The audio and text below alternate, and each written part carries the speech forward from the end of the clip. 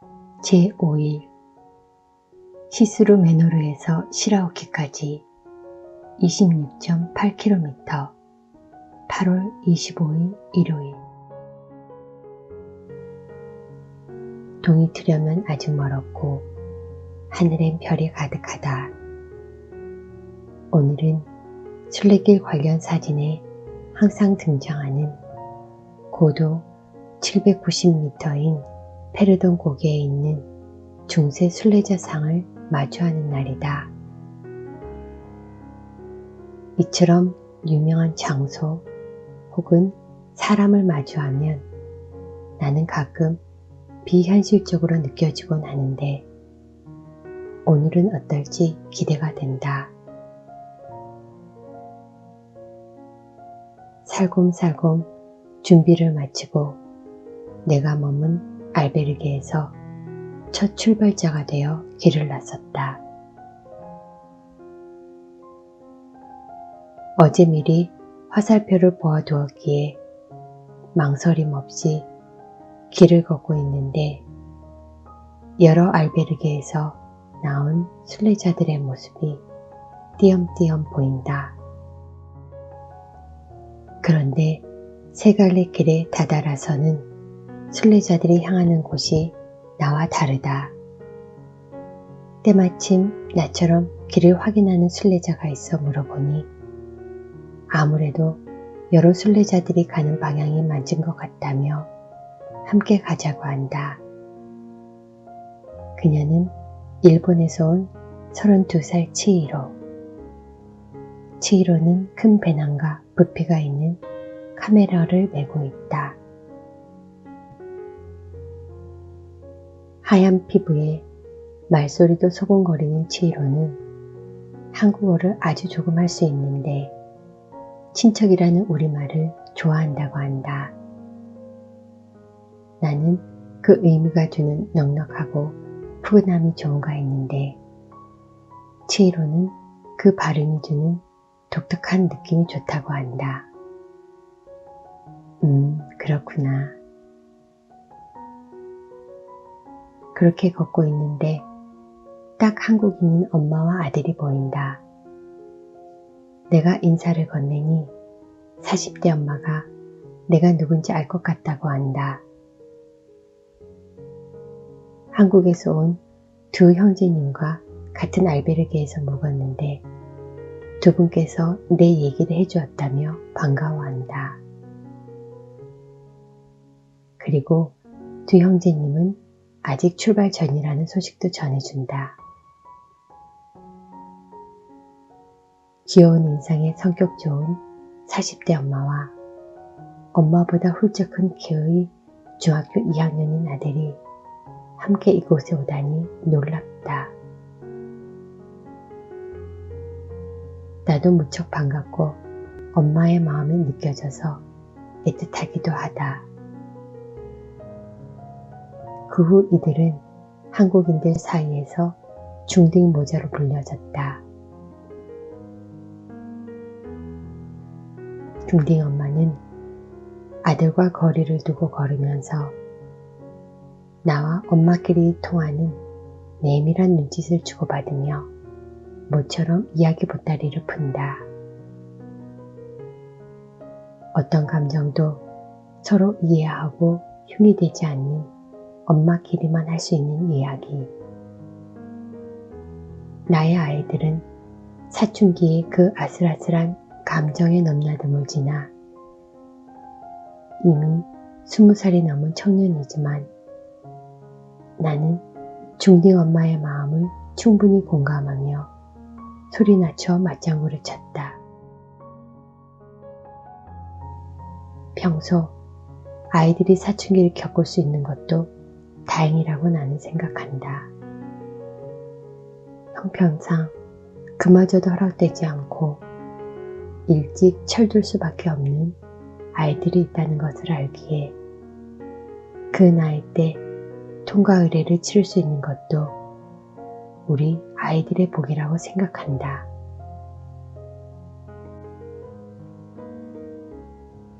걸음이 유난히 늦은 중딩 모자와 헤어지고 나는 소녀 같은 보호 본능을 일으키는 치히로와 아침을 함께 걸었다. 왜 걸음이 그렇게 늦은지는 나중에 다시 만난 중딩 엄마를 통해 알게 되었다. 오사카에 산다는 치히로는 부모로부터 독립하여 혼자 살고 있는데 앞으로 무엇을 해야 할지 자기 점검을 위해 순례길에 올랐다고 한다. 젊은이들은 너무나 많은 선택에 앞서 고민하고 늙지도 젊지도 않은 나는 앞으로 할 수 있는 것이 무엇인지 생각하며 꿈꾸어왔던 순례길을 걷고 있다.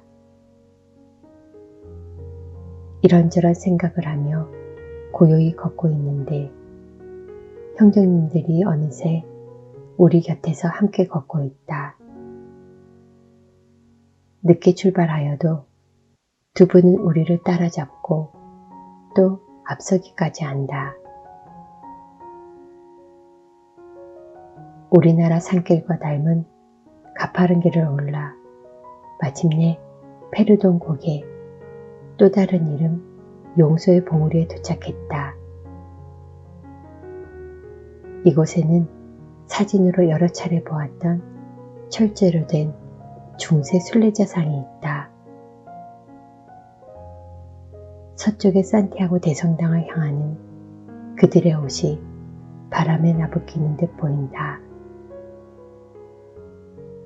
조각상을 바라보며 나는 무엇을 용서해야 하나 생각해 본다.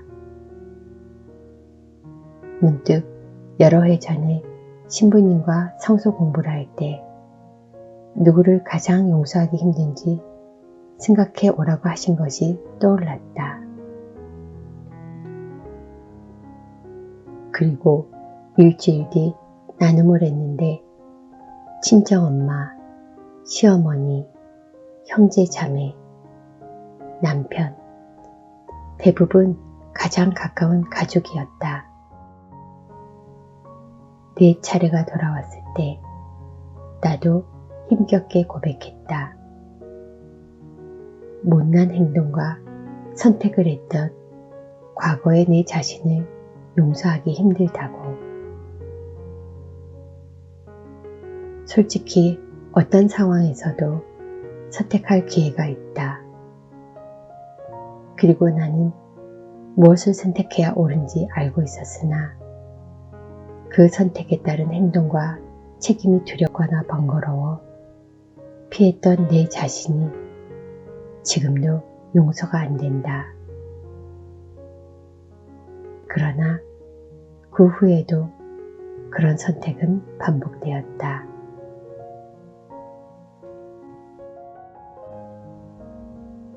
이러저러한 상념으로 바위에 걸터 앉아 있는데 어느새 도착한 카타리나와 그의 남친이 팔을 크게 벌리며 다가오는 모습에 겨우 상념을 떨쳐낼 수 있었다.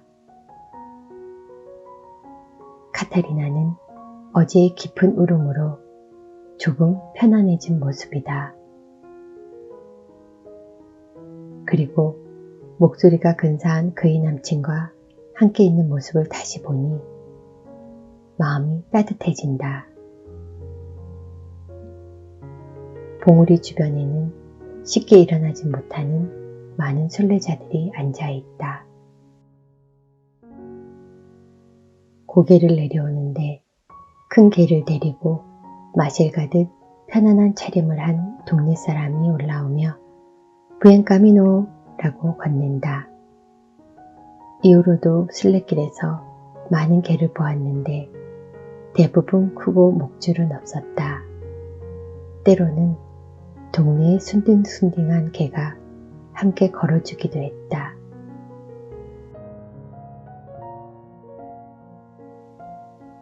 마을을 느릿느릿 걷다 언덕을 오르게 되자 치히로가 많이 힘들어한다.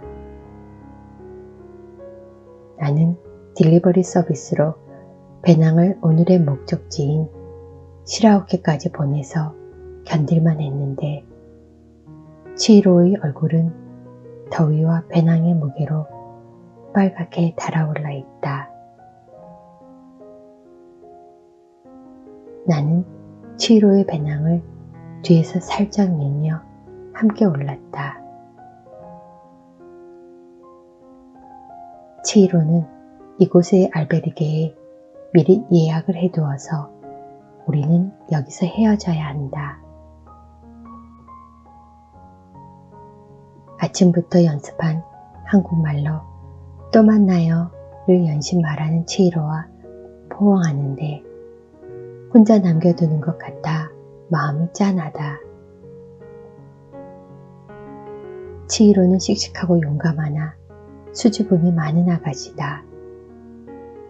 아쉬워하는 치히로의 마음이 그대로 나의 마음으로 전해지나 우리는 그렇게 헤어진 후 다시 만나지 못했다. 저 앞에 두 분 형님을 노란 화살표 삼아 나는 천천히 그러나 쉬지 않고 걷는다. 시라우키를 가는 길은 태양을 잊고 가는 느낌이다. 도대체 주변은 산인데 내 그림자는커녕 어떤 그늘도 없다.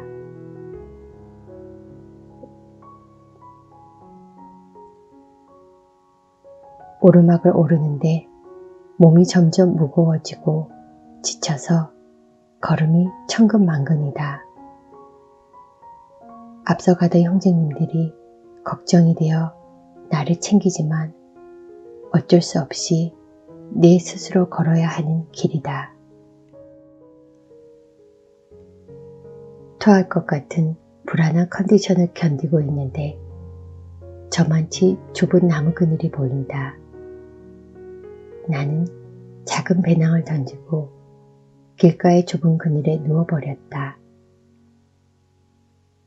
기다려도 올라오지 않은 내가 걱정이 되어 형님이 내려왔으나 나는 먼저 가시라 하고 그대로 눈을 감아버렸다. 한국에서는 생각할 수도 없는 행동이나 어쩔 수가 없다. 한참을 그렇게 누워있다 누군가 나를 보고 있다는 느낌에 눈을 떴다. 이번에도 뉴질랜드에서 온 피터다. 여전히 코가 빨간 피터가 내가 걱정이 되었는지 자리를 뜨지 못하고 바라보고 있다. 그리고 어느 팀의 연희와 독일인 아넬린 그리고 그의 친구들까지 내 곁에 모여 있다. 멀리서 형님이 나를 다시 확인하는 모습도 보인다. 내가 몸을 추스리고 다시 걷게 된 것도 모두 이들 덕분이다. 선의를 가지고 길에 오른 순례자들은 언제 어디서나 서로를 도와줄 준비를 하고 있는 것 같다. 길을 걸을수록 실감한다. 잠시 신발끈을 묶고 있으려고 앉아 있어도 도와줄까? 혹은 무슨 일 있니? 하고 물어온다. 나중엔 그들처럼 하고 있는 나를 발견하기도 했다. 이곳에서는 경쟁보다도 함께 걸으며 친구가 된다. 또한 같은 방향으로 나아가는 동지애 같은 것이 흐르고 있다. 가파른 오르막을 다 오르니 형제님들이 기다리고 있다. 나는 다시 동지를 만난 느낌이었고 마음이 많이 말랑말랑 부드러워지는 것을 알 수 있었다. 길의 방향이 바뀌면서 그곳엔 넉넉한 그늘이 있다. 그리고 우리가 걷게 될 고갯마루도 그늘이 길게 이어져 있다. 조금만 더 오르면 이렇게 그늘이 길게 있었지만 아까 나는 임기점이었다. 만약 그 땡볕의 좁은 그늘에서 쉬지 않았다면 나는 이 좋은 길에 오히려 더 늦게 닿았을 것이다. 형제님들은 나에게 편한 자리를 권하며 무화과 열매를 주었다. 파리 공항에서 간식을 살 때 담아준 쇼핑백에 형님이 걷다가 딴 무화과를 담아둔 것이다. 함께 겪다 보니 형님의 쇼핑백은 먹을 것이 계속 나오는 보물단지다. 또한 이 쇼핑백은 다른 순례자와 나눔을 위한 것이기도 하다. 이 쇼핑백은 배낭에 매단 주황색 스포츠 타올과 함께 형님의 트레이드 마크가 되었다. 오늘 머무는 알베르게는 저녁을 신청하여 먹을 수 있는 곳이다. 스페인 가정식을 기대하며 까미노의 루틴인 샤워를 하고 빨래를 했다. 발코니에서 빨래를 널고 있는데 아까부터 혼자 앉아 순례길을 바라보고 있는 일본 아저씨가 궁금하다. 작은 키에 다부진 몸과 긴 은색 수염이 사무라이 같은 인상을 풍긴다. 나는 올라 하고 스페인 인사를 건네니 그는 일본어로 영어를 못한다는 말을 전하는 것 같다. 그리고 굳이 어색한 대화를 하고 싶지 않은 느낌도 전달되어 나는 기꺼이 그를 두고 알베르게 밖으로 나왔다. 알베르게도 성당도 마을의 집도 온통 두껍고 밝은 황토 빛깔의 돌로 지어졌다. 표시를 안 해두면 나는 어느 건물인지 분간하기 힘들 것 같다. 알베르게에 널어놓은 갖가지 색깔의 빨래가 바람에 조금씩 움직이며 단색인 마을에 활기를 불어넣고 있다. 그런데 밖에서 바라보는 빨래가 왠지 나의 시선을 자꾸 끌어당긴다. 딱히 이유는 모르겠는데 이후 나는 순례길에서 물끄러미 빨래를 바라보곤 했는데 그때마다 아련하고 먹먹했다. 저녁 시간이 되어 식당에 내려가니 6명이 한 테이블에 앉도록 세팅이 되어 있다. 우리 테이블에는 두 형제님과 나, 그리고 미국인 로렌, 캐나다인 조인, 그리고 독일인 헐버트가 있다. 어색하긴 했지만 그냥 대화의 흐름에 맡기며 편안하고 소박한 저녁을 먹었다. 저녁을 먹고 산책을 한 후 방에 들어오니 조앤과 헐버트가 내 건너편 침대에 있다. 간호사인 조앤은 올해 은퇴하고 터닝포인트를 위해 순례길을 걷고 있다고 한다. 통통한 몸매에 짙은 금발머리를 양갈래로 따은 조앤의 건강하고 밝은 기운이 사람을 기분 좋게 한다. 조앤이 내일 함께 출발하자며 제안하고 일찍 일어나는 내 시간에 맞추겠노라 한다. 오늘은 긴 하루였다. 어제 만난 카타리나에게 평화를.